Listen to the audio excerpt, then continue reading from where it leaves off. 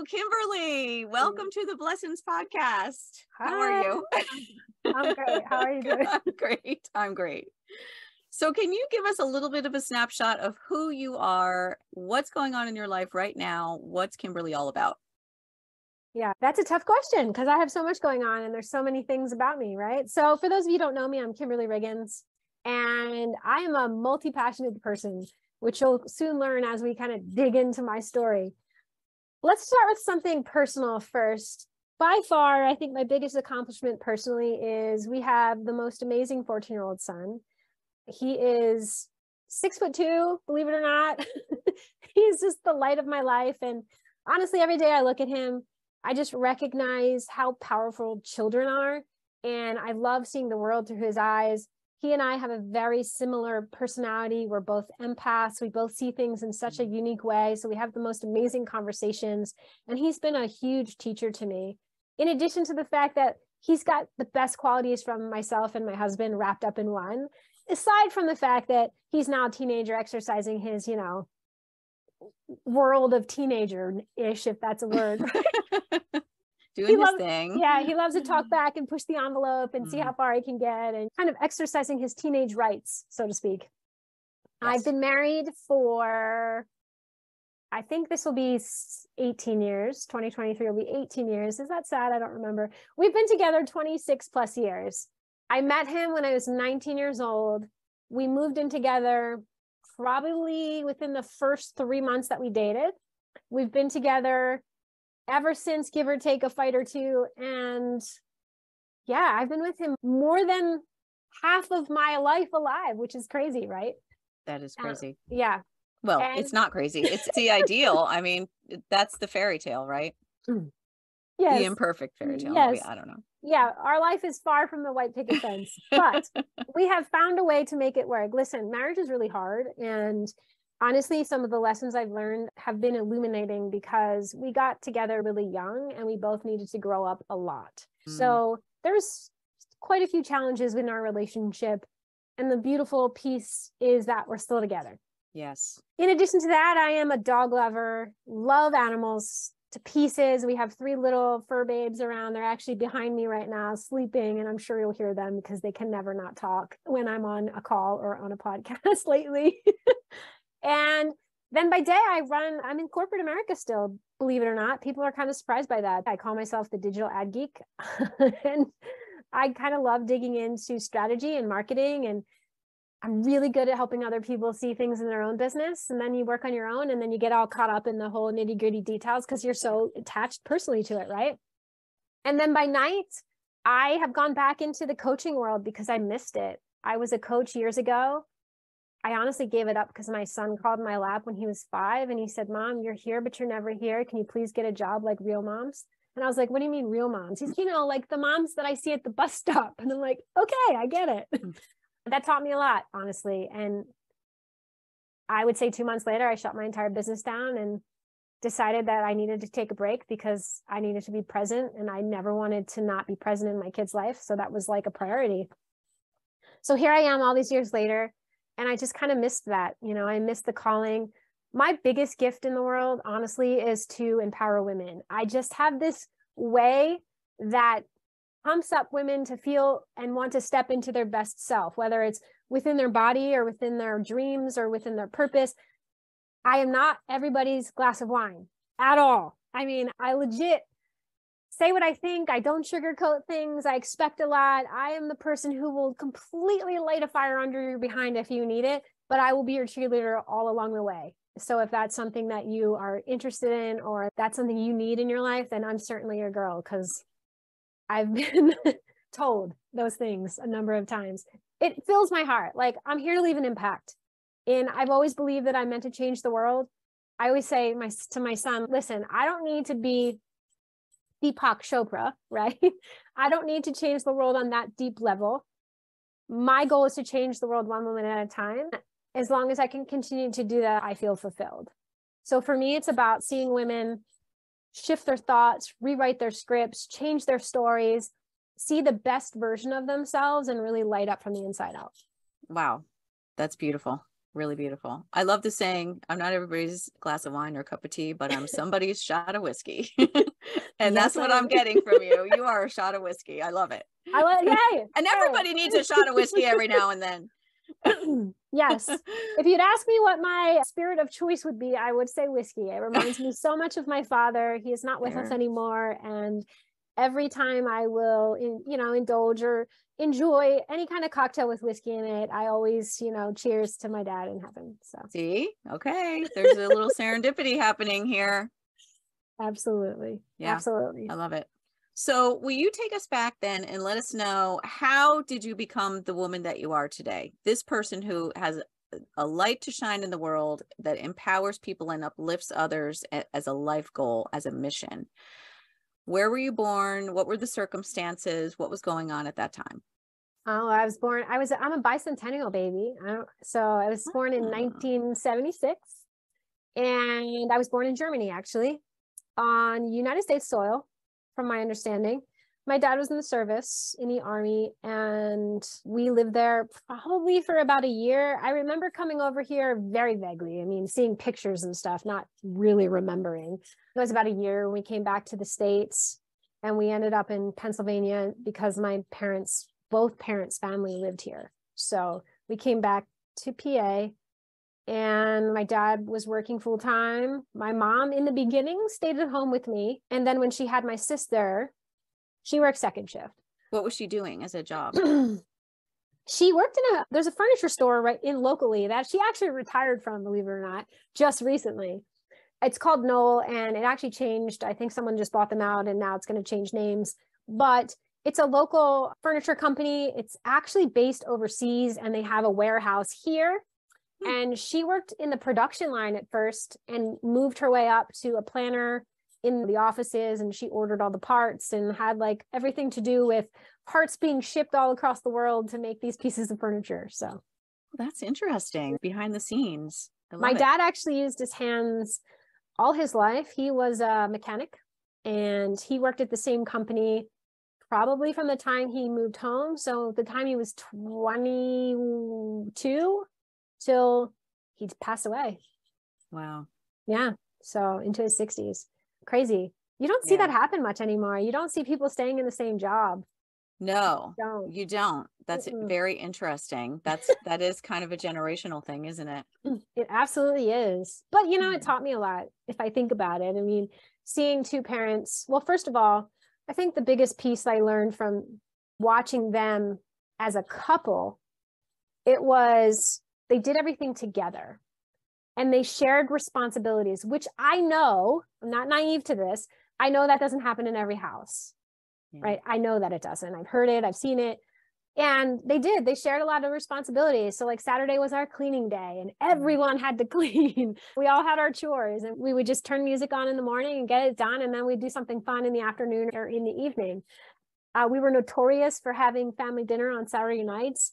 I can still remember what we ate. Like, what's a typical meal? When we were really young, it was filet mignon, always on a Saturday night, with either baked potato or onion rings and some kind of vegetable. It's funny, I don't remember what the vegetable was. But as a kid, who wanted to eat vegetables, right? Yeah. And I didn't eat a vegetable till I was in my 20s, so I did. I liked vegetables, but I don't remember what they were. But what I do remember is that my dad would make us mozzarella sticks while they were making dinner. Just like we would have an appetizer and then dinner. It was just our thing, right? And my sister and I would watch two things all the time. We would either watch Baywatch, believe it, and I'm talking about Baywatch, Pamela Anderson era Baywatch. Yeah. David Hasselhoff Baywatch. Yes. And I still kind of hear that jingle in my head. Or The Wizard of Oz. At one point, I could probably verbatim tell you the entire script of Wizard of Oz. I knew it that well. I can't do it anymore. But back in the day, I could say every word. I mean, we watched it so many times. Oh my gosh, the classic Wizard of Oz. That used to scare me a lot as a child. Yeah, my sister had that reaction. We talked about that the other day, and she actually said, man, that was one of the scariest movies when I was a little kid. Now she loves scary movies and I don't like any of them. So it's just, Oh my God, that's so it's funny. fascinating how we kind of see the world differently and we grew up in the same house. I know, isn't it? So thinking back on your childhood then, what is the first thing that you can remember or an early memory? That's a hard question, honestly. I mean, there's a lot of memories that people have told me that I kind of remember, but the first memory that I actually remember, I do remember being in my aunt's wedding. So I was probably 5. I think because back then when I was a little kid, I loved dressing up, which is hilarious because you cannot catch me in a dress today. And like, I don't even own a dress. Really? No, I don't own a dress. I mean, I might somewhere like hidden in the back of my closet, but nothing that I remember because I don't wear them. You have to force me to put one on now. Yeah, I remember getting all dressed up and it was like this peachy pink color. It was like flowy and had lace on it and little ribbons, and my hair was all curled, and I thought I looked like a princess. Aw. Did you feel like the princess? You remember the feeling? Oh yeah, I was the oldest granddaughter on both sides of my family. Oh, I do remember by 4.5 years. I mean, my sister was the second grandchild. So I got a lot of attention when I was a little kid, especially on my mom's side of the family. She actually had less siblings, but we spent more time with them. We weren't as close to my dad's side of the family as we were to my mom's side of the family. And I just always remember my aunts and uncle always giving me attention all the time because I was the only grandchild. And yeah, I did. I felt everyone was like, "You're so cute." You know, that's a great first memory to have. I mean, and yeah. Wow. Feeling special. That's the other memory I have now that I'm thinking about it is around the same time. I had this velvet red rocking chair, this little kid velvet red rocking chair. This is going to sound so weird, but I loved, well, first of all, I would always sit in it and watch the Donnie and Marie show, the Osmond show, whatever it was called. I thought that Donnie Osmond was like the guy. I wore the t-shirt, all the things, right? And I had this one outfit that I absolutely loved. And I laugh every time I see a picture. It's like this yellow top, which I don't even wear yellow ever now, which is funny. It was like this marigold color. And then I had these pair of pants that were plaid. They were like red, brown. And I would wear these really high boots, brown boots. And when Donnie and Marie came on, I would put my t-shirt over top of it. Aww. And then I would change my shoes. I'm not really sure why I did that. But I had these sandals that were almost like high heels for little kids. And they were strappy and they were like pearly white. And I put them on. I would take those. Do you remember those hair ties back in the day where they were like, yeah, the 2 balls like, and you. No, they were like yarn. They looked like yarn. Okay. Like they were like this long and they were okay. like soft. But I do remember those ones because those hurt. You had the little balls and you had to move them back and forth a million times to get the thing on your hair. And you're like ripping your hair out. I know. You gotta take it out. And you're like, here you go, Mom. And it's like clumps of hair. Yeah. We're gonna bring those back, I think. That's our second $1 million invention right there. Yeah, I don't know who would wear that, but we'll have to come up with a good version of this. I used to strap myself into this rocking chair. Like I would tie myself in, which is my parents were like, that was the weirdest thing. And I would make my mom put curlers in my hair. That's quite a ritual. This was weekly? This was whenever the Donnie and Marie, I don't know how often that was on. It was once a week. It was on once a week. There you go. I had my hair in curlers at least once a week. That's so cute. Oh my gosh. That is so funny. So both of those memories had to do with kind of like getting yourself all dolled up. Yeah. And it's funny because I am absolutely not that way at all now. Even through high school, it's very fascinating. You know, you asked this question and it's now all of a sudden I'm thinking about all these things. I loved to dress up when I was a little kid. I loved to dress up as a young adult. I did not, well, honestly, I stopped dressing up after I went through some really kind of crappy things. Yeah. And now you can't catch me dead in a dress. So weird. I don't want to wear skirts ever. I'm all about comfort. Now, let me be clear. I think I still look nice. It's not that I dress in, hold up clothes, although that's really in right now. Yes, true. But I'm all about comfort. I'm all about comfort. When you were little and you were going through this phase, was this something you would do at school too? Would you dress up to go to school? Oh yeah. I was voted best dressed in my high school. Wow. Yes, I was. So let's take us through a little bit of the earlier elementary years. Tell us a little bit about who you were then. What kind of a little girl were you? Loud. No, I was loud. I was very boisterous and very opinionated even back then. I liked to learn about people. I was always listening, and I actually really enjoyed listening to adults talk, to be honest with you. If we were at a family function, I want to say sneak, but I don't even know if I was sneaking. I would just like be quiet and they wouldn't see me or hear me, right? And I would just listen. And then I would ask questions. As I got older, I would interject and just have my own opinion or thought about whatever they were talking about. I always knew at a young age, I was fascinated about, I didn't understand it then, obviously, but what I can say about it is I always wanted to understand people's minds. Wow. Why did they act the way they did? Or why did they say that? Or who are you underneath all of that?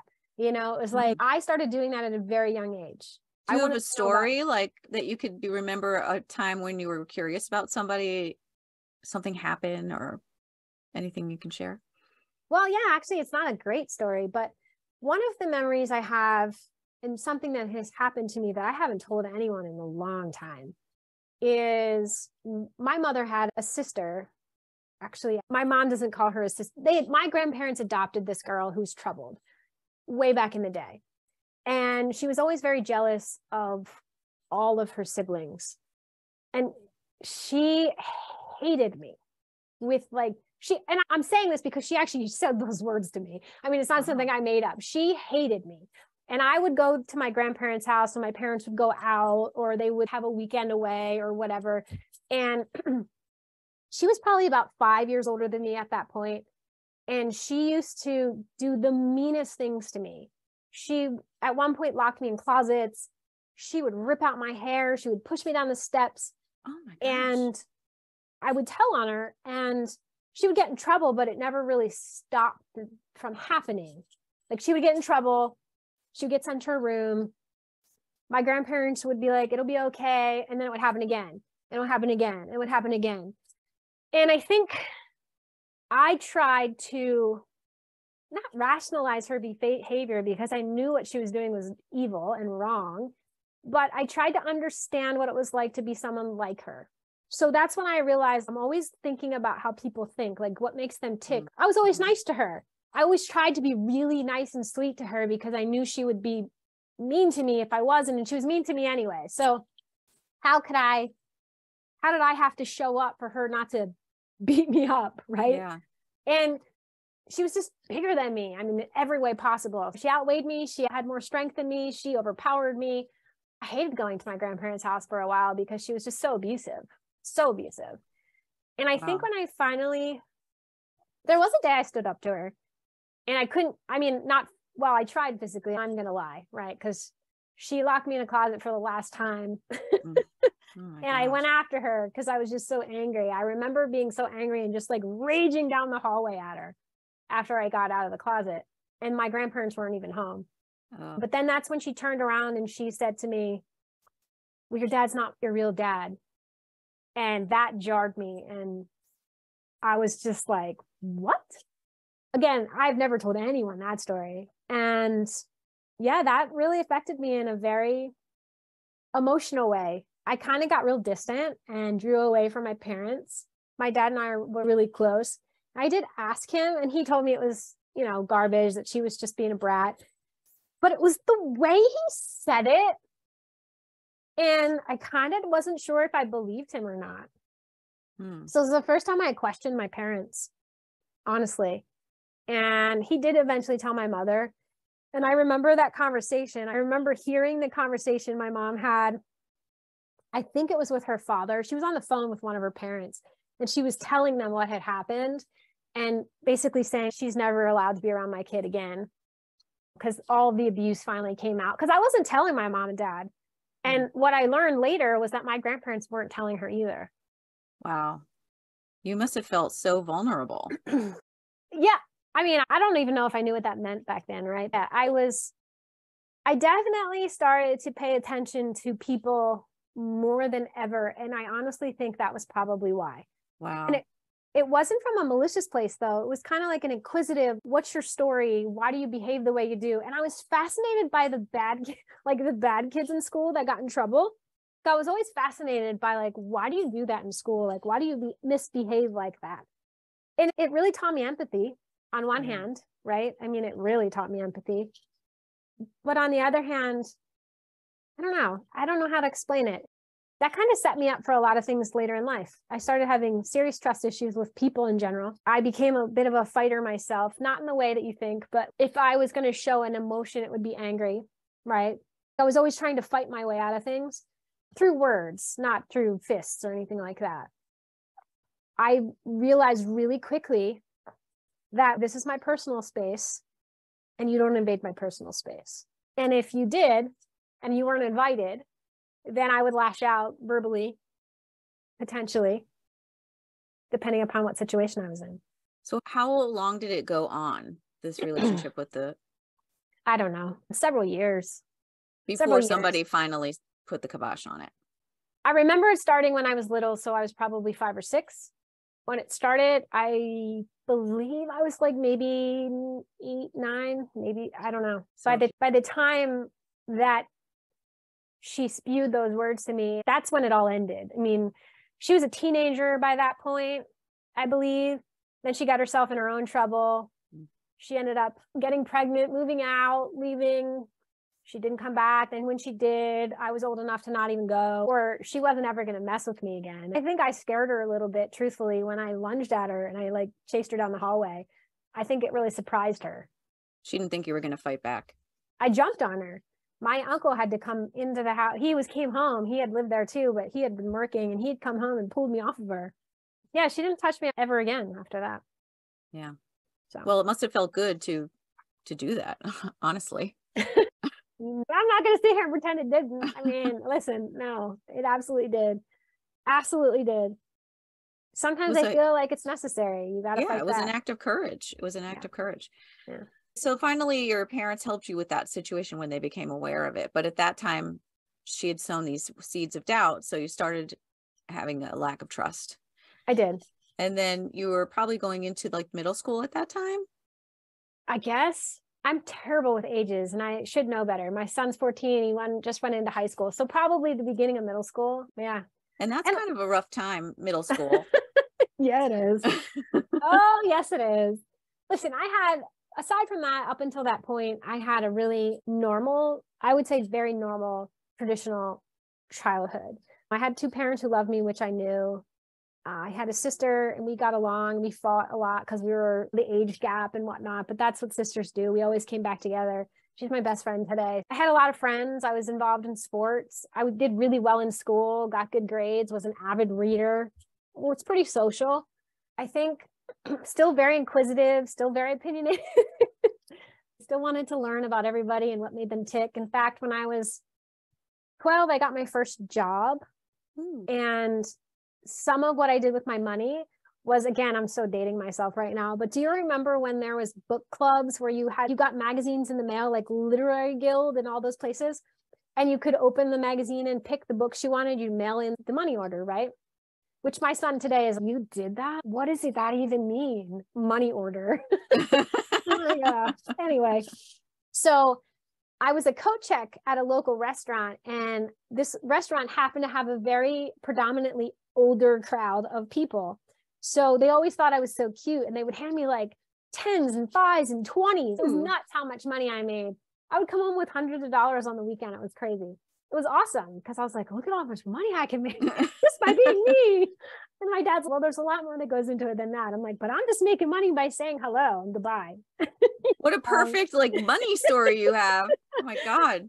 So I found this magazine that had come to the house, and it was all like psychology books. And some of the books in the magazine were psychology of the brain and what makes the brain power and what makes people think the way they think and emotional intelligence and things of that nature. And so I decided, well, I have the money and like, they don't even know how old I am. It doesn't ask. So I sent my money in. I think the deal was like, you get 6 books for the price of 2 or something like that. And I got this big box in the mail, and my mom was like, what is this? And I was like, oh, it's my book club. And she's like, you joined a book club? I'm like, yeah. And she's, oh, fiction? And I was like, first of all, she didn't even ask me how I paid for it at first. She was like, oh, fiction? And I'm like, oh no. And then she's like, well, what is it? And I opened and showed her, and she was like, what's going on here? I was like, I really want to learn how the mind works. And she's okay. That's great. Oh my gosh, I love that. I always felt a bit different, honestly. I mean, growing up in my family on all sides, I just kind of felt like I was, I don't know, that I didn't belong. Interestingly enough, I was always told by people like I was too much, I was too loud, I was too nosy, I was too inquisitive, I needed to be quieter. I didn't yell or scream or anything. It wasn't like that. It was just like I asked too many questions. And after a while, I just kind of was like, well, I guess I'm different. And that's okay. Yeah. Interesting.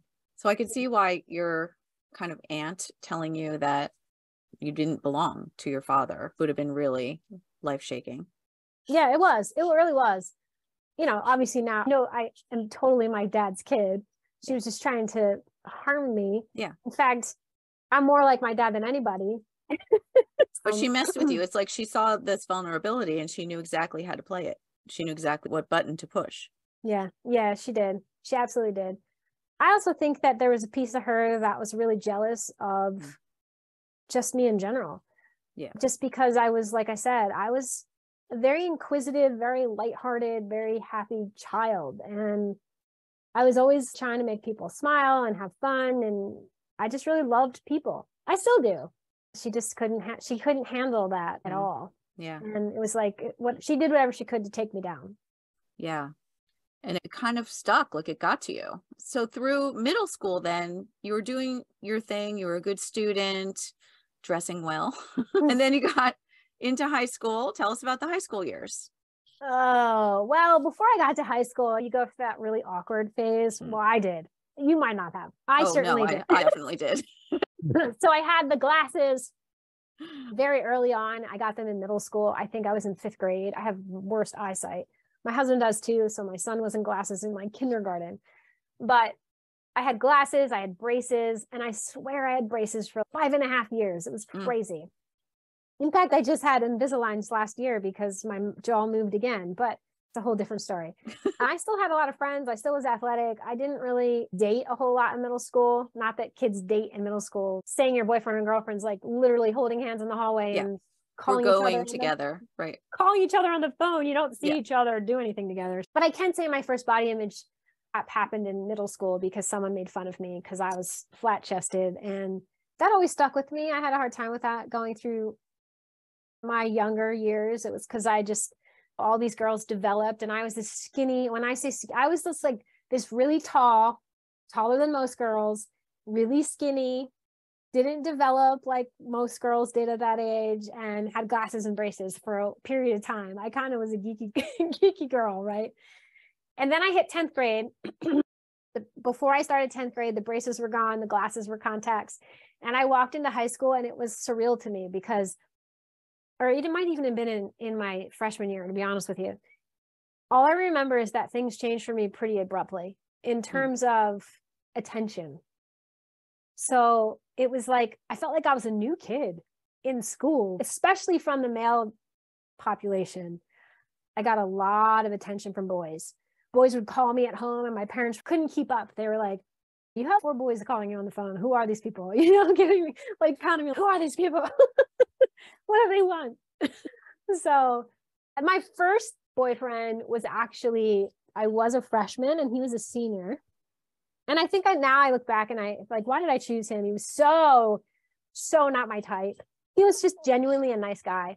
He was very artsy. I mean, I would love to know what he's doing today because he was one of the most amazing caricature, like comical artists I've ever seen in my entire life. Wow. I'm sure he's doing something with that now. He had really long hair. He had like a nose pierce. Like he was like total opposite of anything that I would ever like typically. And I think that was part of my appeal to him too, because I was like, my dad didn't like that. He was like, what's this with the long hair and the piercing? He stayed around a lot longer because of that, I think, because we didn't have anything in common. We really didn't. But he was safe. He was a safe boyfriend, right? He was just safe. He was super nice. I dated him for a period of time. I dated off and on through my early years. And then I was getting asked out by this one guy that everybody loved. And he was like very popular and all the girls wanted to date him. And he was a player in my book, honestly. I mean, every girl wanted to date him. He dated multiple girls. Girls would fight over him. And I was like, what is so amazing about this person? And honestly, he asked me out several times and I said no. And then I got stuck at a party one night at my girlfriend's house. So at this point we were driving because I got my driver's license the day I turned 16. But I wasn't the one driving this particular night. And we went to a party and my girlfriend left me. She drove us there and she left. And I like had no way of getting home. And I didn't feel like dealing with my parents asking a bunch of questions. And the girl's house that I was at, I was always there anyway. So I just called and been like, hey, I'm going to sleep over. No big deal. Come get me in the morning kind of thing. Because I don't know. I think I said my girlfriend has to go home early or something. And he happened to be there. And because I got stuck there, I was just kind of chilling on the couch. Totally. I didn't know a lot of the people there because it was her older brother's friends and like a lot of older people. And I didn't feel very comfortable in that situation. So I just hung out with a couple girls on the couch and then it was late at night and I was just ready to go to sleep. And he had come over and just started talking to me. And I realized like, maybe I misjudged him. He's pretty nice after all, kind of thing. So long story short, we ended up dating briefly. What I didn't realize then was that he had some major issues with drugs and alcohol. And I was naive to that, truthfully. I didn't hang out with people who did drugs. I didn't hang out with people who smoked cigarettes. It's just not something I didn't run in those circles. Did I know it was there? Yeah. But I really didn't catch on to that right away. And that's not an excuse anyway. But one night we ended up in a fight. Again, long story short, he pushed me. It was, even back then I was like, that's my personal space. You don't come in my personal space kind of thing. I don't want to date you anymore. This is too hard. Like, I'm 16. I don't love you. He kept telling me he loved me. And I was like, I don't love you. So this isn't going anywhere. So let's just end it now because you're acting crazy. I don't even know what's going on with you. And I don't want to be any part of it. I mean, I'm paraphrasing because I don't remember the exact words I used, but it was very much similar to that. I was pretty outspoken and he kept getting upset and we had people in the house. Honestly, there's people in the house. I wasn't in my own house and I didn't want a scene and he was getting loud. And I didn't want anyone coming up and I didn't want to be embarrassed. I was worried about people seeing me in this position and I would be embarrassed. Honestly, that's what you worry about when you're 16, right? Your friends like making fun of you or seeing something that they shouldn't see. So he had asked me if we could go talk in a quiet room. It was like this back office near the garage. And we laid down on the floor because it was an office. There was nothing in the office but a desk. And I was just looking up at the ceiling. And long story short, he forced himself on me. And I said no. And I would have told you if you talked to me back then and I didn't say it loud enough, right? I kept imagining, like I kept saying it, but I kept thinking, did anyone hear me? Is it coming out of my mouth? Like, it's like a very surreal experience. Because again, here's somebody overpowering me, holding me down. Yeah. Very similar to what happened to me when I was a kid by my aunt. And not being able to do anything and not feeling like I had power to get out from underneath him. And when I finally did, I know he got completely freaked out because I screamed at him and I told him to get out and I was crying and he disappeared. That's all and honestly, there's a piece that just is dark that I don't really remember. Like even through therapy and art therapy, there's this on the timeline, there's this like black spot that I just don't remember what happened. But what I do remember is he's no longer in the room and I'm literally standing there and there is my blood on the floor. Oh my God.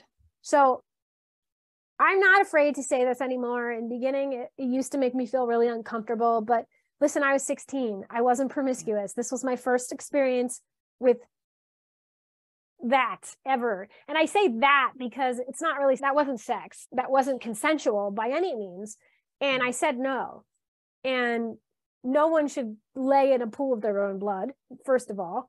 No one should have to clean that up on their own and then live with that for years before anyone finding out about it. And this was your first experience? Yeah, ever. Yeah. I'm sorry you had to go through that. Yeah, it's tough. And I still get kind of choked up a little bit when I think about it. I don't want that to happen to anybody. No. It reminds me of one of those dreams where you feel like you're trying to hit something or you're trying to yell and you can't yell loud enough or you can't hit something. It's like you feel powerless. Yeah, I absolutely did. I felt completely powerless. And yeah, it was tough. It was tough. I remember locking myself in the bathroom, cleaning myself up with a hand towel because that was all that was in there. And I was afraid to wake anyone up and ask for anything else because I didn't want anyone to know. Yeah. And I didn't want my friends to know. They were all downstairs and watching a movie. And honestly, when I went back downstairs, they were all asleep. So I just cried myself to sleep, took that towel. It was pretty much all blood. It felt like there was so much blood on it. And I was a little concerned because I was like, oh, what if something's wrong with me? Yeah. I hid it in my backpack and called my dad really early in the morning and told him I didn't feel well and I needed to come home. So I asked him to pick me up early. And I left before half the people downstairs were even awake. And then I laid on my floor for 3 days and didn't get up. Gosh. And when my parents would come in and just ask me how I was doing, I just said I felt sick.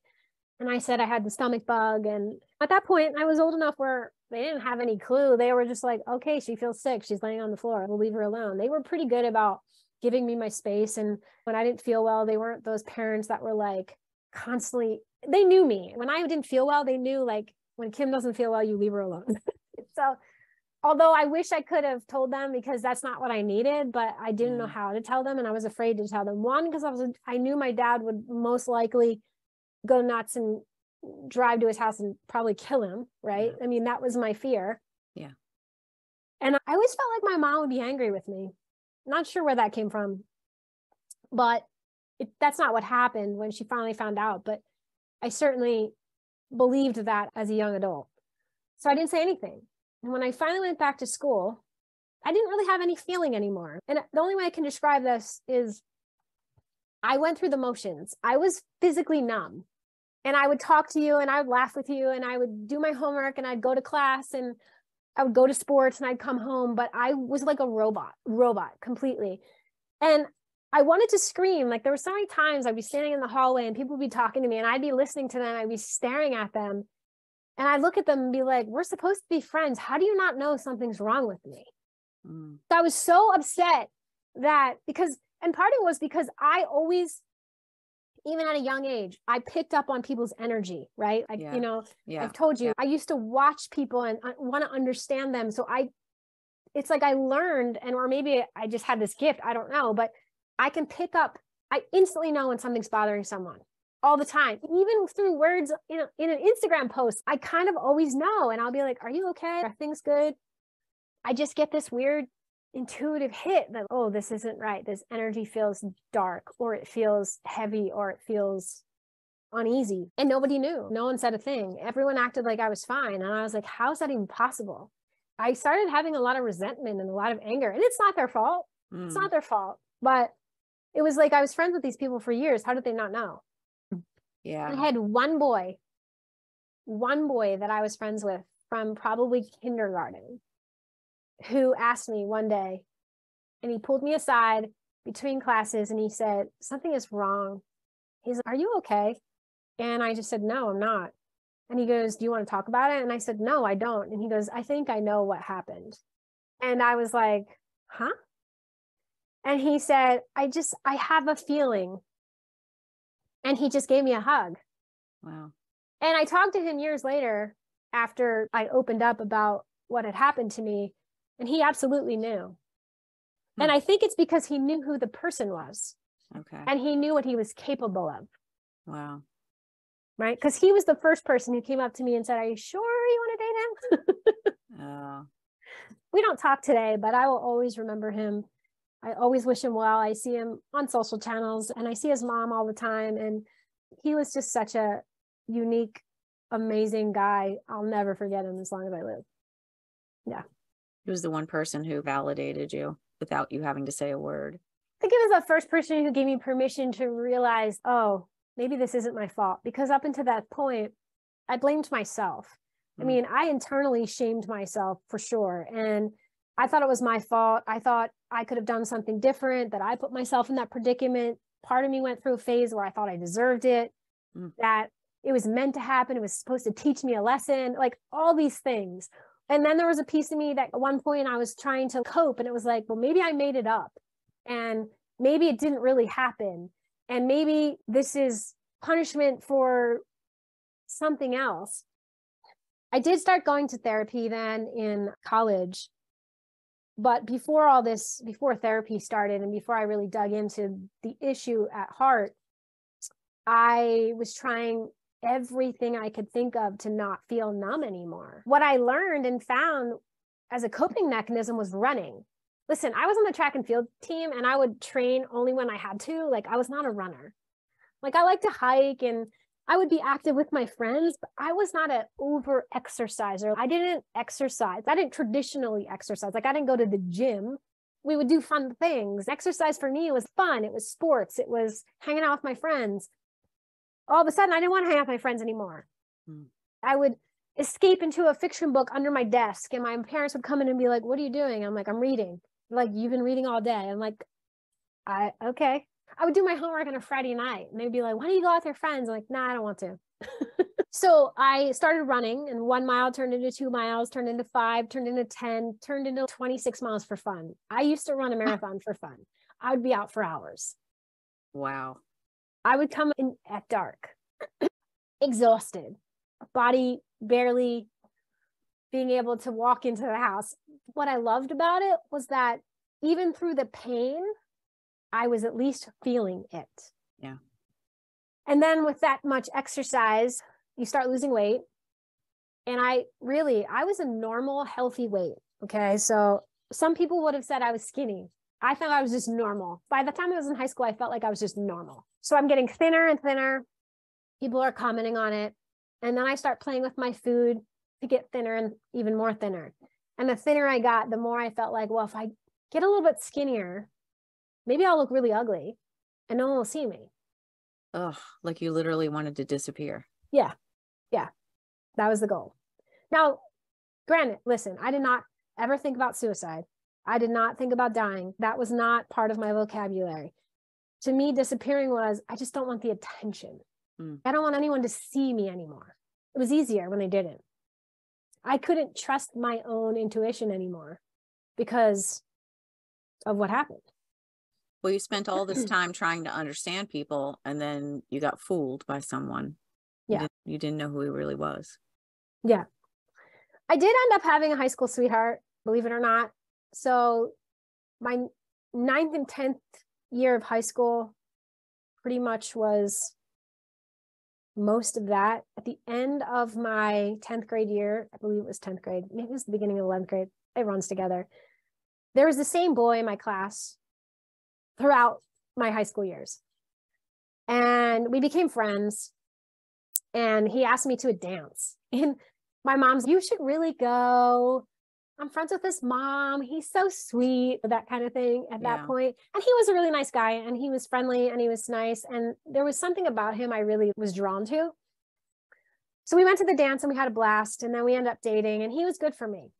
To have that relationship come into my life at that point of time was probably a blessing in disguise, because I can't even imagine how dark and twisted, I'll just say it, my relationships could have been if I would have allowed myself to continue the path that I was on. Now, don't get me wrong, I was hardcore. By the time he and I started dating, by the time he went to college, I was hardcore in an eating disorder.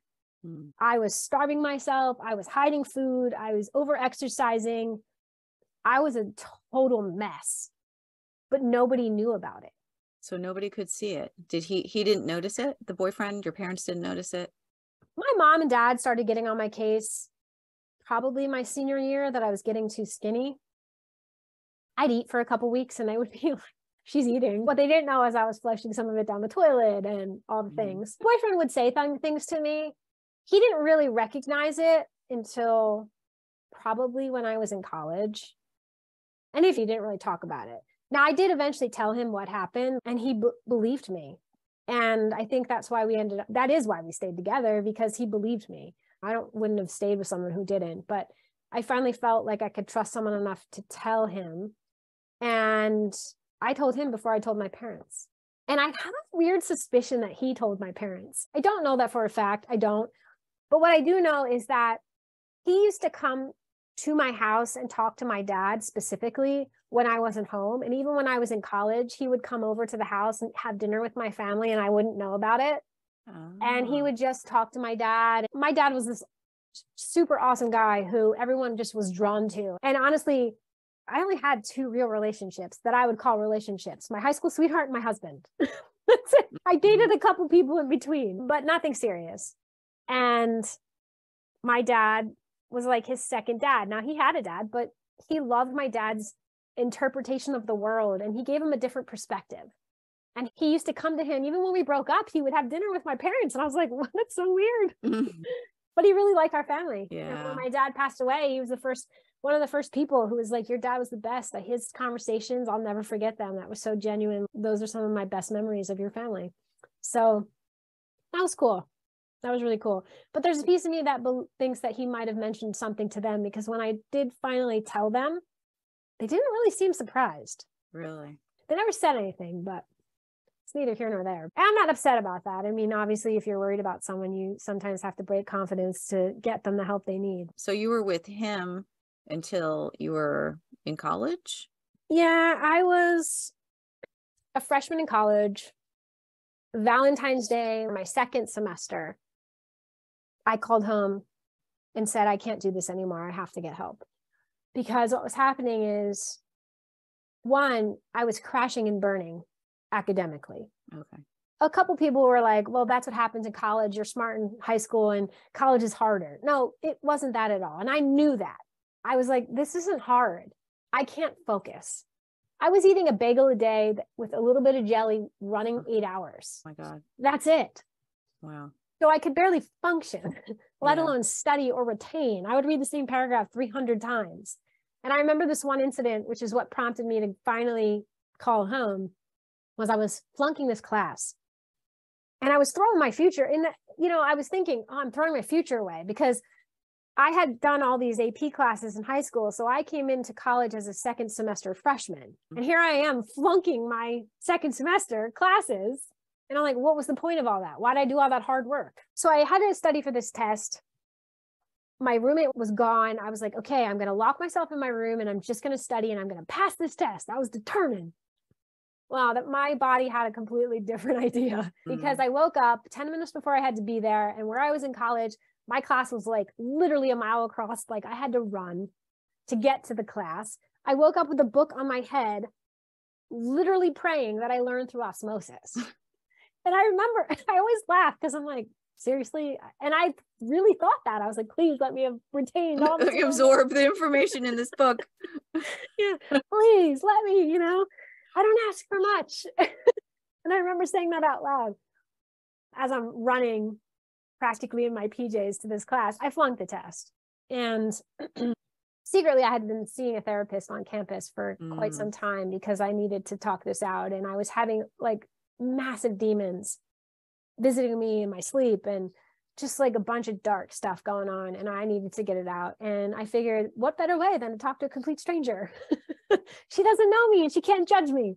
Right. So Valentine's Day is a very special holiday, not because it's Valentine's Day for the world, but because it's my proclaimed self-love day. Because I called home and said, I need help, and I'm going to, hell or high water, fix this. Yeah. And I am going to find a way to come out on the other side better and more powerful than ever.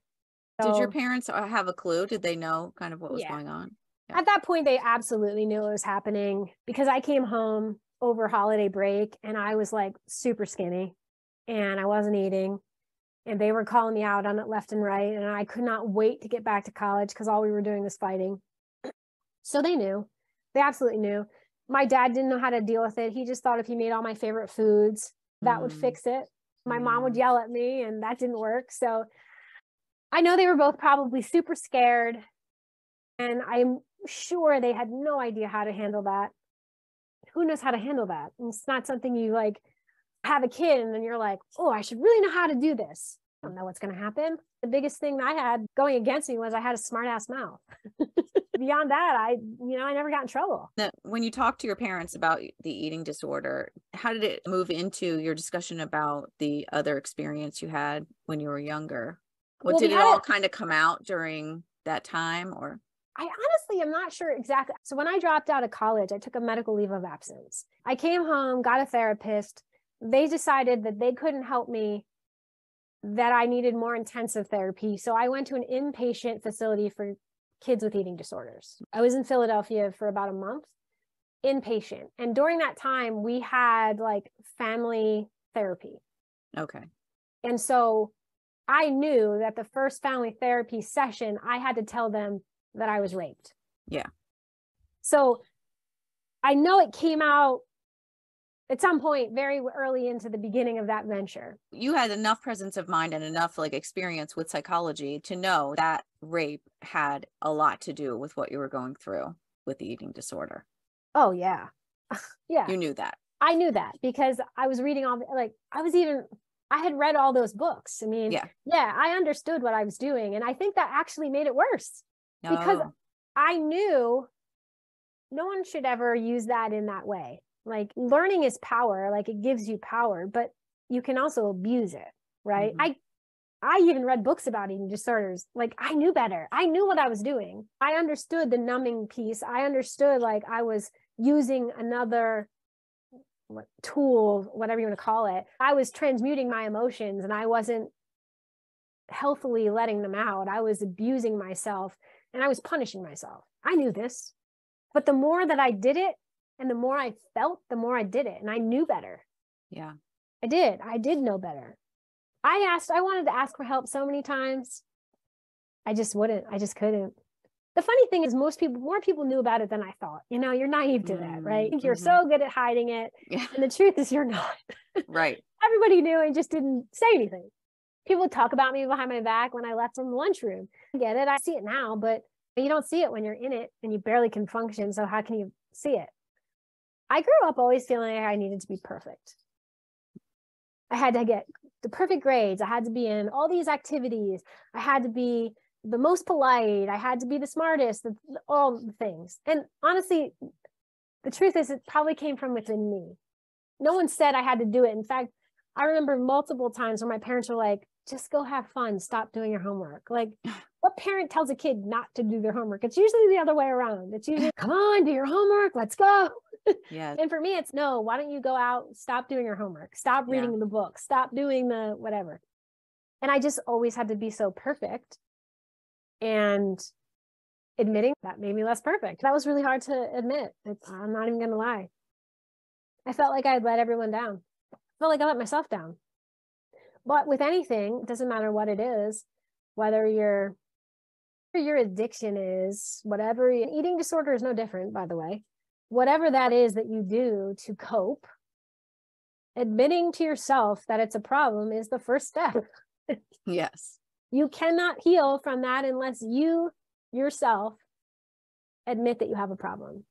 So how long did it take to work through it? Years. I mean, so I had a month of inpatient therapy. I spent almost 2 years outpatient therapy, going down to the same facility, give or take. First, it was twice a week, then it became once a week, then it became once a month. And I had my own therapist down here, and I had a psychiatrist and all the doctors. I did art therapy. That was the most helpful, by the way. So for anyone who may listen to this and have a similar experience and maybe has some pent up feelings they want to get out, art therapy was by far the most helpful. It made me see things that I hadn't seen. It made me come to terms with feelings that I wasn't taking time to witness. And it was the one thing that finally made me realize that this was not my fault. That no meant no, no matter how quiet I said it, no matter if I spelled it out, it just meant no. I don't know why art therapy did it for me, but for me, that's what helped. That's what really solidified. No, it's not okay. Yes, it was rape. And you can call it anyone can call it what they want, but I know what it was. And that's all that really matters. In the art therapy, were you drawing the experiences? Yeah. Yeah. And a lot of the darkness came back. So that was really helpful. So I went through various therapists and I interviewed them, actually. Again, coming from the background of I've read all these books and I now have been through this experience personally. It was really vital for me. And I learned in my inpatient about this as well, because I had a nutritionist inpatient that I was like, I don't want to work with you. You don't understand what it's like to be me. And I had to flip to another one, because when you're an inpatient, it's like you weren't eating any food and now they're saying you have to eat this many calories. That's a really hard concept to really grasp when you're not eating anything, right? And if you don't eat and you don't fill your quota for the day or whatever they're telling you have to eat, you would have to drink what they call CIB at night. And that was like, my kid would love that. He would be like, yeah, I'll drink your CIB, mom. And a CIB stands for Carnation Instant Breakfast, right? It's that little pack of whatever that you put in milk, but we would have to put it in whole milk and you would have to drink it and you weren't allowed to go to bed until you did. So it was like punishment, right? And I laugh about it now because I think about it. My son loves those. He would totally have drank that for me. And it was like the first time I got one, I vowed I would never get one again because it was like torture. Right? First of all, I didn't drink milk. Second of all, I knew how many calories and how much fat was in milk. And then on top of it, here I am drinking this packet of sugar, right? I didn't want to do it, but I didn't have to endure one ever again. I made myself eat because I played the game. It's funny. I shouldn't say that, but I did. There's a piece of me that played the game to get out, right? And that's when the real healing happened. That's when I made a commitment to take it seriously. I dropped out of college, right? Yeah. I admitted I had a problem. Like, it was time for me to really take this serious. So when I decided to do that, I fired my therapist, fired actually the next 3 therapists. It was an interview process. So you go to a therapy and they're like, tell me who you are, what you're here for. And I was like, no, I have questions for you first. I can tell you this. My therapist that I ended up with, she said, when we had finally parted ways and it was time to say goodbye, she had said, and I will not forget this. She said, you have been by far one of my most unique cases I've ever experienced. And I said, what do you mean? And she goes, you are the first patient has ever interviewed me as if I had to interview for the job. But I love that. I mean, if more people would do that, we hear a lot about people who aren't a good fit with their therapist, and it takes a long time to figure that out. Here's what I know about therapy. And by the way, I went to school to be a therapist initially. After I went through this, I changed my major and I decided that I was going to be a therapist. That didn't happen. And there's a reason for that. One of the reasons I decided to start interviewing my therapists were because I needed someone to not just understand it from a book or from a going and observing, right? I needed them to viscerally understand what I was going through. Like, you had to have an eating disorder. It didn't matter if it was from the other side, but you had to know what it was like to want to numb out. You had to understand the impossible emotional mess that it becomes when you're trying to eat food. And if you didn't, and your credentials, I didn't care. I didn't care if you had PhD and everything under the sun. If you did not have an eating disorder that you healed from, I didn't want to talk to you. That's just my process. You needed personal experience and then the credentials. And it worked. Therapy was really good for me. I think that if therapy can be very helpful for a lot of things. The one thing I can say that it did not help was my body image issues. That was not helpful. Therapy was not helpful for that at all. That had to come from me. That had to come from me and me working from the inside out. I thought the answer was to become a personal trainer, understand the body, understand nutrients, learn about proteins and carbs and fats and macros and all the things. And all that did was take me in the opposite direction and like kind of really dabbled in like what people would call orthorexia right now, which is only eat healthy and never eat anything that's bad for you. And they were still labeling like healthy food and that's clean and that's dirty. That's a whole different issue. And I found myself in that position. I really did. And it wasn't until I decided this isn't working for me anymore. Like, at this point, I'm with my husband. We were not married yet.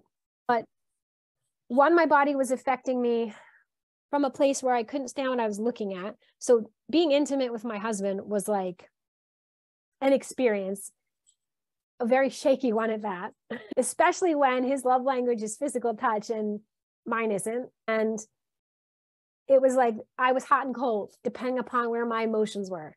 And that's not fair to him. He didn't do anything wrong. This isn't his fault. I caused a lot of drama in my relationship because of it. And realized like, this isn't going to work. We're going to be divorced before we have our first child at this rate, because I can't keep my emotions in check. And I'm having outbursts, and it has nothing to do with him. It has everything to do with me. I did a couple things. I hired a life coach at one point. That was actually really useful.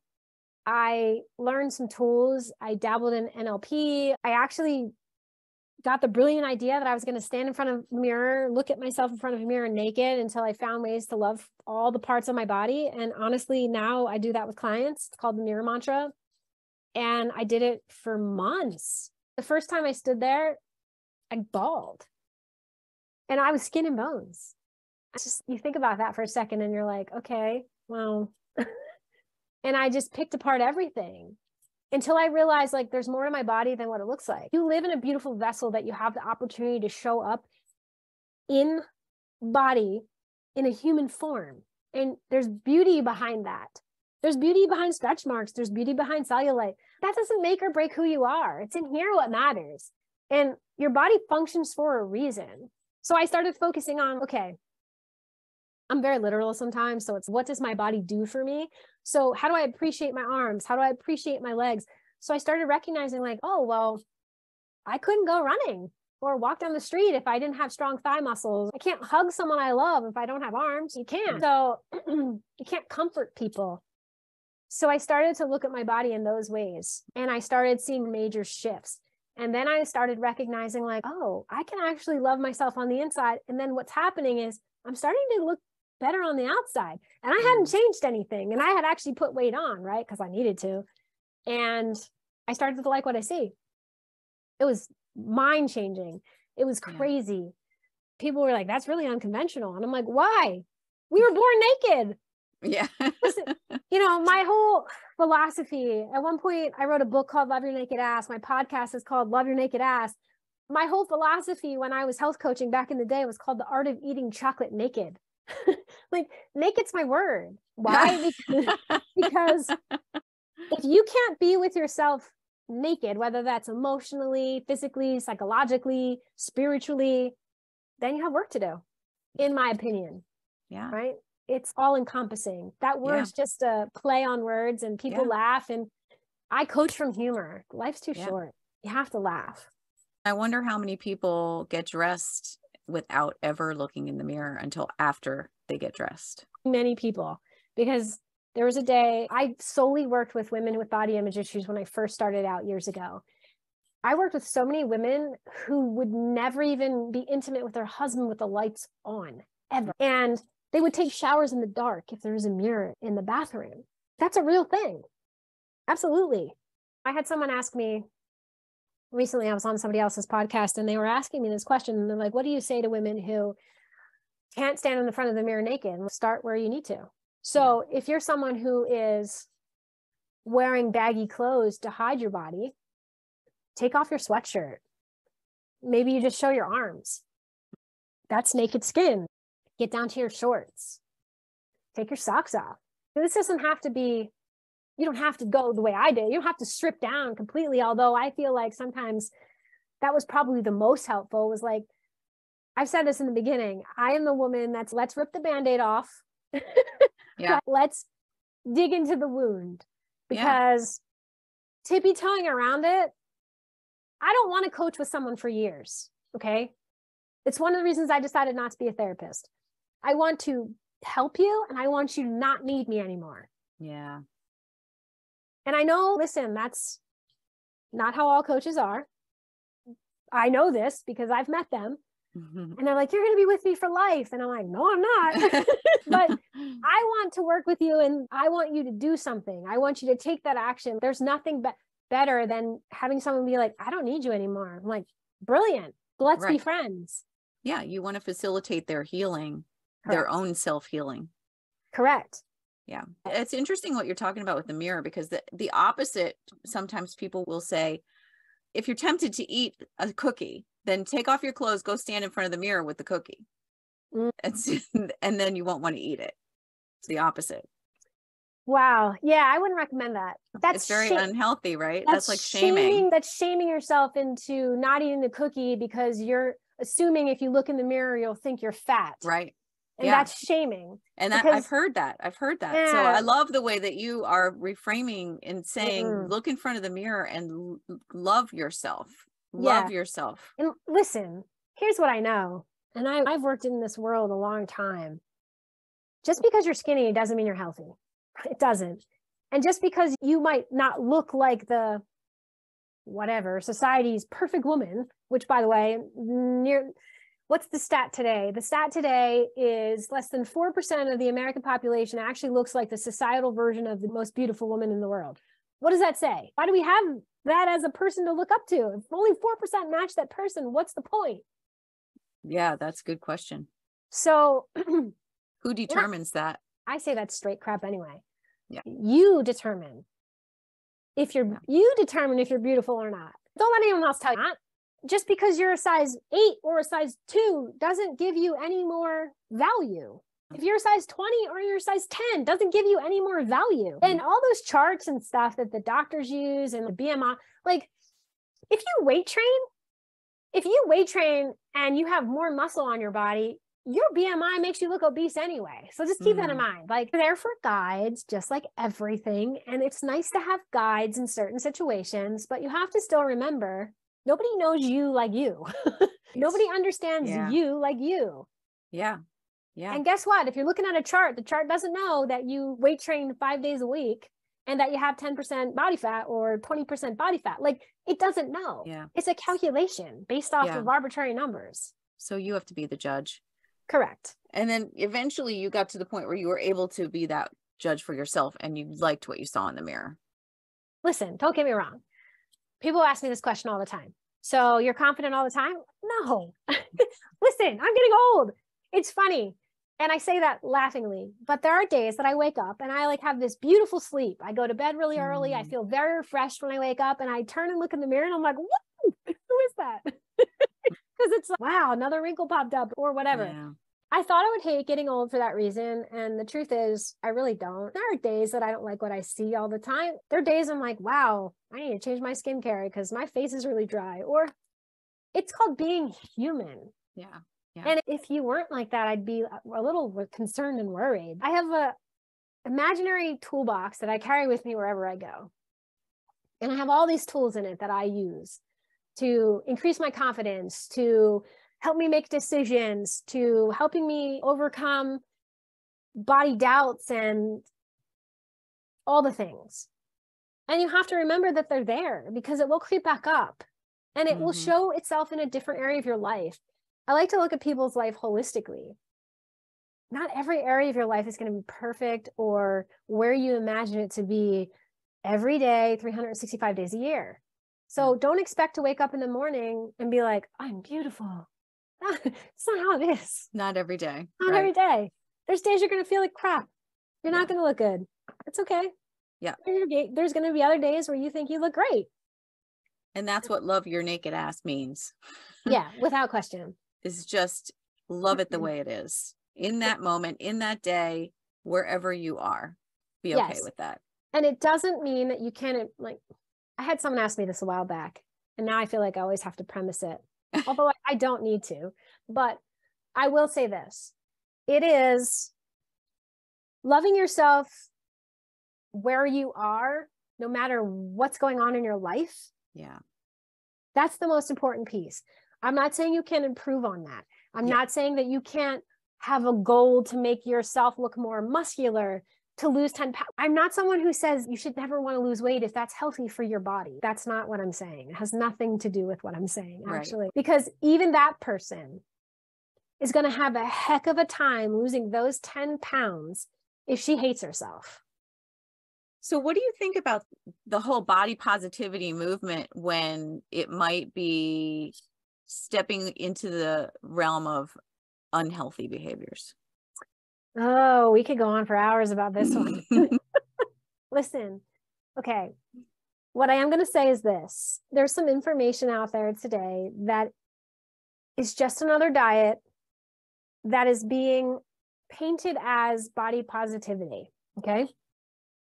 I believe that if you break it apart and you dig it out and you take all the pieces, there's some tools that are useful. So let's just call it what it is. So I am not a fan of the macro coaches that promote staying on macros. Here's your calorie count. this is the way you get the perfect body. And when you get the perfect body, you're going to have the perfect life. Okay. I don't agree with that. But I understand macros because I understand nutrition. And so if you are trying to achieve a goal, and say you come to me and say, I really want to learn how to love myself, but I also need to lose some weight for my health because the doctor said I really should lose weight because of X, Y, and Z. Great. Let's love yourself first, and the rest will take care of itself. And people look at me like, what do you mean? And you can't really make a positive change until you really can love who you are right now, because otherwise you're just going to be taking all these actions, hating yourself, which gives off a negative vibration, which means it's going to come back to haunt you later. I've worked with women. This happens every single time. But the beauty of this is understanding what you eat is imperative if you are trying to understand what makes your body tick from a food perspective, but it's a temporary tool.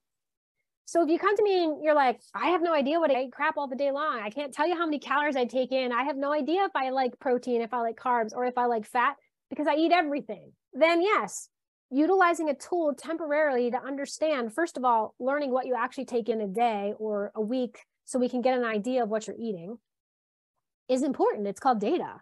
You have to work from data. But then you also have to say, okay, let's experiment. Some people thrive on eating a little bit more protein. Some people thrive on eating more fat. Some people thrive on eating a lot of carbs.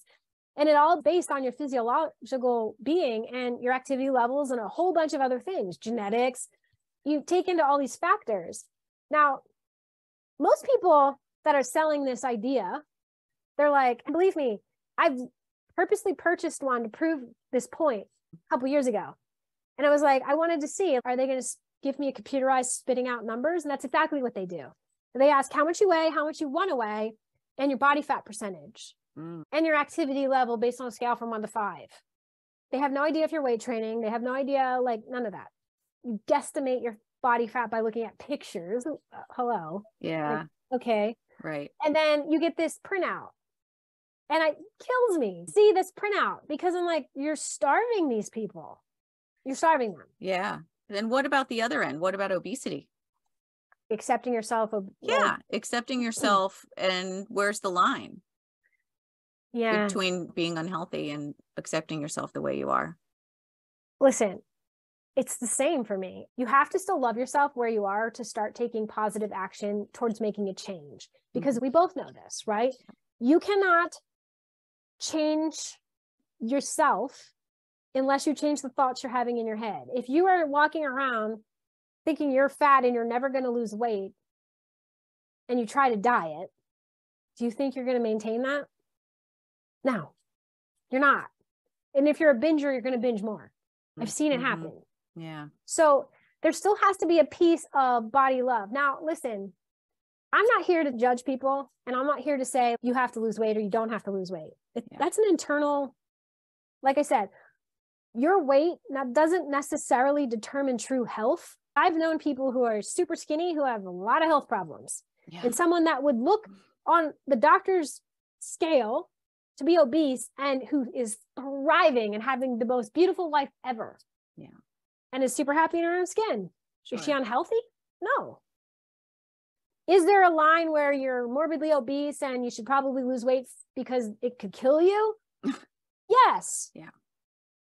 There's always going to be that fine line. At the end of the day, it doesn't matter if you're on this side or this side.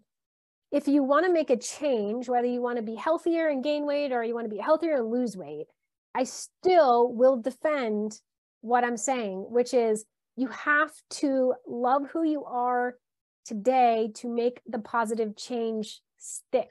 Because, you know, when you don't love who you are, what happens? Everything about you, everything you think about is negative. Every time you think about eating, it's negative. Every time you try to do something, it's from a negative place. That gives you that your vibration is so low. Yeah. You're going to get more. I mean, the saying is what you put out, you get back. That's no different in the world of wellness. What you put out, you get back. Yeah. Yeah. And taking a look back at your past experiences and things that have affected your life in other ways can be really instrumental in fueling your self-love. Oh yeah, absolutely. That's without question. I think every day as I age and your body changes and it moves around in the most mysterious ways, you're just sort of like, wow, that's different. Yeah. I think I love myself more now than ever. Yeah. And people are always asking, well, how are you dealing with aging? And I'm like, well, for me, it's not about that anymore. For me, it's about wisdom, and it's about providing information and showing up in the world in a different way. I don't care what I look like. Some days I don't, get me wrong, but I'm a facilitator for more than that. Yeah. Going deeper. It's more than that for me now. And it has been for a really long time. Yeah. And so you met your husband when you were going through this. You were kind of in the throes of it, right? After you'd gotten out of. I was out of the hospital. Got out of the hospital. Yeah. When I met him, I was still in therapy. Yeah. I was on the end of the eating disorder therapy. I was still in therapy for some things, but not for the eating disorder specifically. So when I met him, I was coming out of that phase and going into the clean eating, extreme phase of everything's healthy.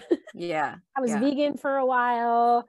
I didn't eat meat for a while. Yeah, I went through a bunch of different phases with him in the beginning, and he didn't know which way to turn most days. Poor guy. But you've been together now for over 20 years, 26 years, you said?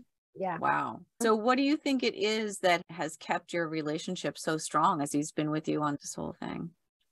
That's a good question. We had major ups and downs. So I don't want people to think that this has been like this even keel relationship. No, it has not. It's been tumultuous and we've had major highs and lows. Well, for me, it's been understanding. And again, it comes back to me understanding him as a human being. A lot of people look at relationships like, well, it's a 50-50. Everybody has to share. And I'm like, no, I don't believe that. And I've heard women say that. And I'm like, I show up 100% even if my partner doesn't. Or at least I try to. I'm not saying I do every day. I probably don't. And he would say I wouldn't. But I genuinely wake up in the morning and say, I'm going to show up 100% because that's what I want to do. Because I think a lot of relationships today, at least the women that I've talked to, there's a lot of, if I do this, then you will do this back. I feel like that is not a way to look at a relationship. Love because you love, regardless of what you get back. Because at the end of the day, people go through ebbs and flows, and you have to be present and show up, and even in your worst days, right? Yeah. And I'm not a relationship expert at all, but what I can say is if you don't like your relationship right now, so if you're in a marriage or you're in a long-term relationship and you're not happy, don't blame your spouse or your partner. Look in the mirror because there's something going on with you. Because the only thing that you can control is yourself and your emotions. And you are hitting a brick wall because you're showing up the same way every single time and expecting to see a different result. And you can, in my opinion, single-handedly change the trajectory of your relationship by changing yourself first. Yeah. Well, your whole philosophy of life seems to be related to looking in the mirror. Yeah. It's like, that's the piece that I love because you can mirror it back. And I'm living proof of this in so many situations and stories in my life that some things you haven't even heard. And the one thing I can always say is when I have taken a step back and I said, what's my part in this? What I recognize is two things. Since we're talking about relationships, one, I am on his page, which means I'm all up in his business and shouldn't be. And what that means is I am not only putting words into his mouth and thoughts into his head and actions he did or did not take, I'm setting this whole scenario up for failure because I'm trying to create something that may or may not even be there. Okay. So that's the first thing you have to notice. If you're trying to control him or trying to figure out what he's thinking or feeling or doing, just stop because you're usually wrong.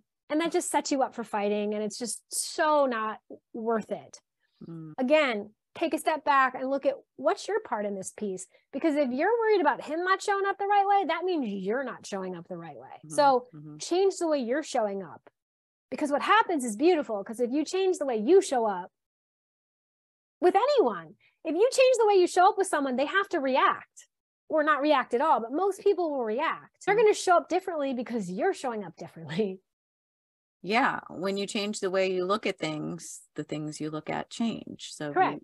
So apply take it. a look at how you're interacting or how you're showing up is a great way of looking at it. It's with anything, whether it's the relationship with your spouse, your partner, your job, your coworkers. Yeah. It's the way you show up in life. You don't like something in your life, typically you need to take a step back and look in the mirror. Yeah. You got to be 100% responsible for everything. You really do.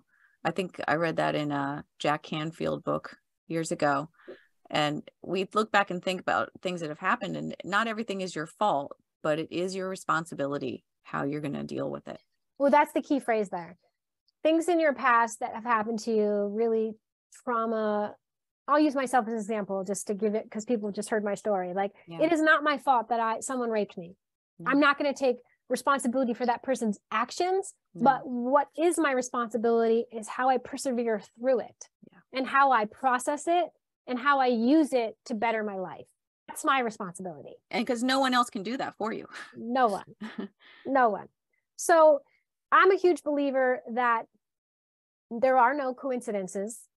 And so people are always like, well, what about the bad things? And I'm like, listen, shit happens. Bad things happen. Like, that's just called life.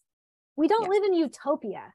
So you are going to have a brick thrown in your window. You are going to be like, metaphysically, you're going to be hit by a car, whatever that looks like for you. Mine just happened to be that.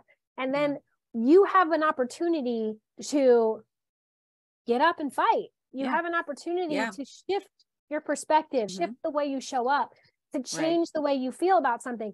And I'm not saying it's easy, because it's not. No. But it can be done. And then you can use that event to fuel something good. I heard Tony Robbins say this: make your worst day your best day. Yes. Yes. So you can use that as a catalyst. I think of the worst things that happened to me as my greatest teachers. They are. Absolutely. And if you don't learn the lessons while it's happening, it shows up in different ways in your life. Yes. That and it will come back. It will come back. And I've seen that time and time again. If you don't deal with it in some way, it will keep showing up. And then think about it. Like, use those things and find a silver lining, because there is one. Look at myself, look at you. It's what have you done with all of those things? Well, listen, my message is, guess what? You're not broken. You don't need to be fixed. Or loving yourself is from the inside out. That's imperative. Like, all of those things. I know that I would not be talking about those things today if those things hadn't happened. Would I be talking about something else? Probably. I have a big mouth and I love to talk, but I would have a different message. My message comes from my mess. Right. That's right. Yeah. So let's talk about the lessons of your life. This is the Blessings podcast. Let's get into it. What do you think are the biggest lessons? I think I already said a lot of them. Yeah, you did. Oh, wow. I think the latest lesson that I really want people to know is, like, some of the most horrific things that may have happened in your life, there is purpose behind them. Not in a way that you think, but in a way that can literally have you be in a position where you can positively affect somebody else. And listen, one of my core values is contribution. And I really hold that near and dear to my heart. And so a couple things. One, if you're in that position and you don't know how to get out of it, I think what I've learned is, at least for me, is that after I throw my little pity party, which I think everyone should be allowed to have and feel those feelings, but you need to give yourself a time limit on it. So maybe it's 10 minutes, 2 hours, 8 hours, but that's it. Cap it and walk away.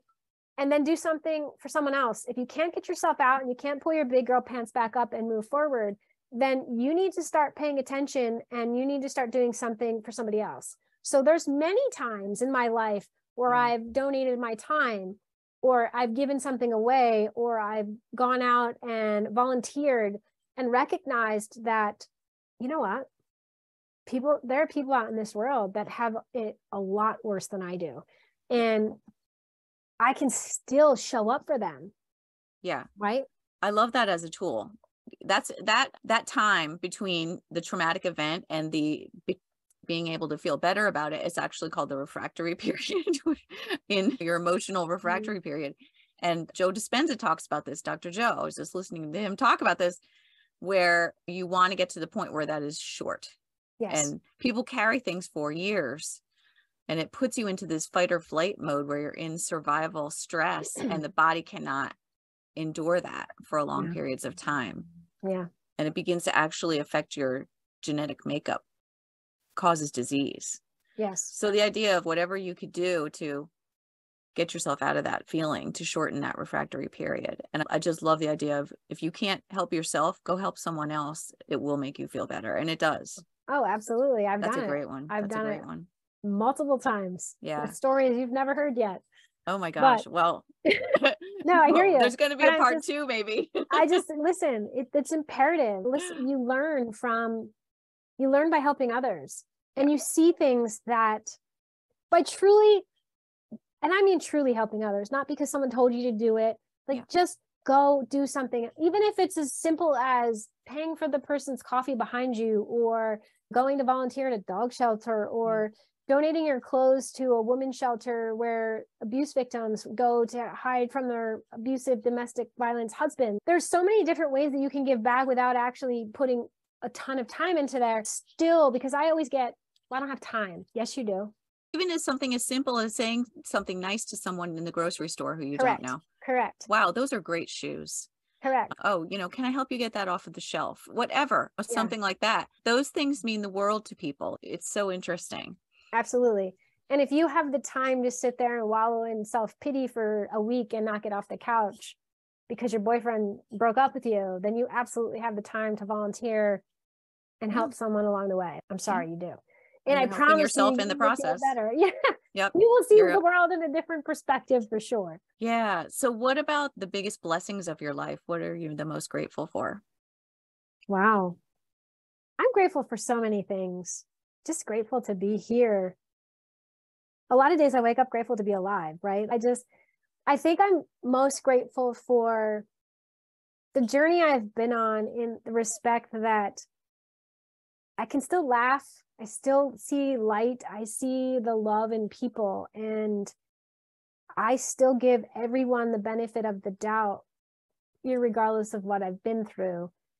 And I see the joy still. And I think that's such a gift. Of course, I'm grateful for my family and all the things. Yes. I mean, that is by far, I already said it, my biggest accomplishment will always and forever be the giving birth and raising my son. Yeah. And I cannot wait to see where he goes and what he becomes because of it.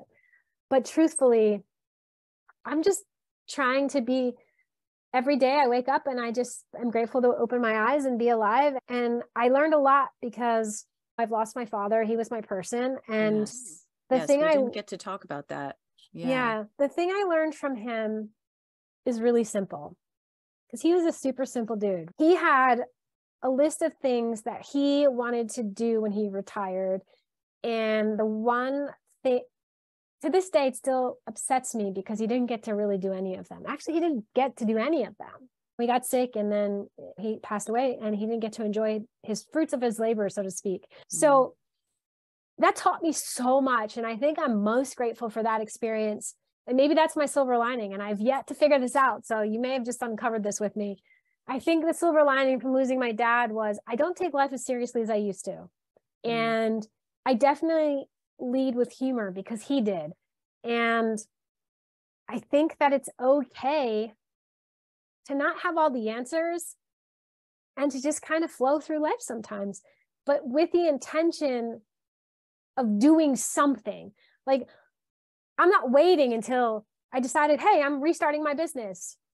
I don't care if I have a full-time day job. I'm going to do it anyway. I'm not going to wait till it's the perfect moment. I'm not going to wait till it's the perfect moment to do this. It's like we always have these things like, I need this much money and I need this much and I need this perfect setting for this experience. And it's like, no, I'm very simple. I'm a homebody. So it's not like I need to travel the world and do all the things. It's not. I mean, there's one place I'm going to visit. I want to be present. And that he taught me that. Yeah. Losing him taught me to be super present, be really available.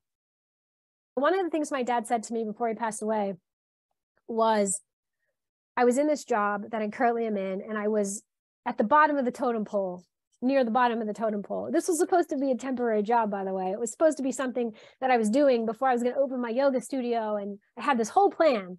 And then you find out you have breast cancer and your dad dies, and that just goes out the window. But that's neither here nor there. Everything happened the way it was supposed to. And he said to me, don't worry, because I was stressing a little bit one day, and I always called him for everything because he and I just had that connection. We talked every single day from the time I was 21 until the day that he died. Believe me, I talked to him before I turned 21, but you know, when you're a teenager, you don't really want to talk to dad. So I lived on my own since I was 21. Wow. So I talked to him from the day I turned 21 to the day he died. And he said to me, Kim, you're so smart, you're going to be running that place someday.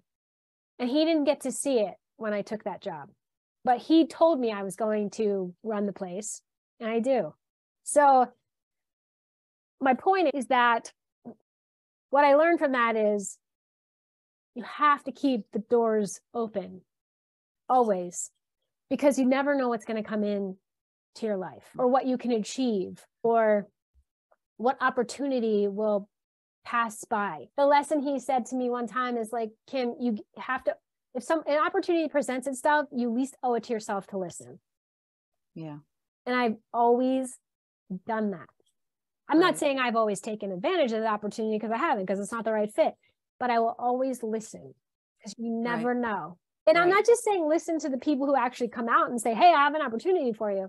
I'm also talking about those little, some people call them whispers, some people call them signs, intuitive hits, universal downloads, whatever you want to call them.